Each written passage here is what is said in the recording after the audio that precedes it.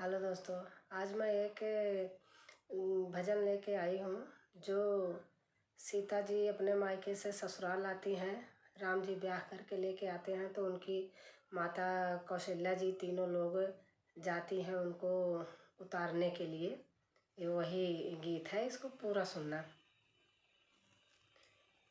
ऊंची ऊंची बखारी उठाया राजा दशरथ, उठाया राजा दशरथ, ऊंचाई राख्या मोहार। ऊंची ऊंची बखारी उठाया राजा दशरथ, उठाया राजा दशरथ, ऊंचाई राख्या मोहार। आवती आहै जानका जी का धरिया, जानका जी का धरिया, ओ नहु से निहुरी न जाय। आवती आहै जानका जी का धरिया, जानका जी का धरिया, ओ नहु से निहुरी न जाय। एतनी वचन जब सुने राजा दशरथ, सुने राजा दशरथ, धाई रानी के लागे जाय।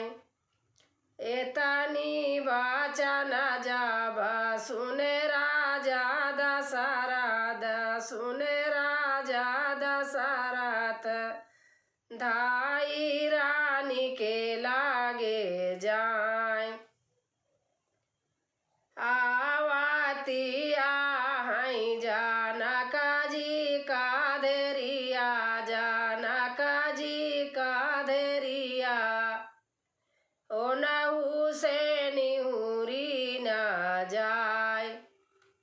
आवती आहै जानका जी का धरिया, जानका जी का धरिया, ओ नहु से निहुरी न जाय। एतनी वचन जब सुनी है कौशल्या रानी, सुनी है कैकेयी रानी, सुनी है सुमित्रा रानी, सुना स्वामी अरज हमार।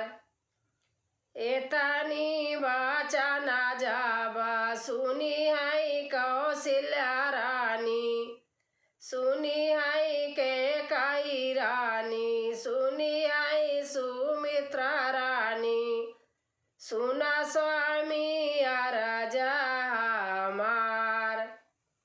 सोने का महल बनवाया मोरे स्वामी, सोने का लगाया मोहार। सोने का महल बनवाया मोरे स्वामी, बनवाया मोरे स्वामी, सोने का लगाया मोहार। आवती आहै सीता रानी आवा, देखी चकित होई जाय।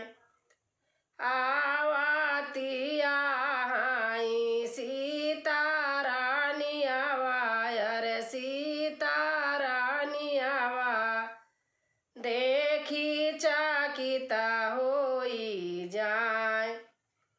दोस्तों, अच्छा लगेगा तो कमेंट में लिख के ज़रूर बताना है कैसे लगा।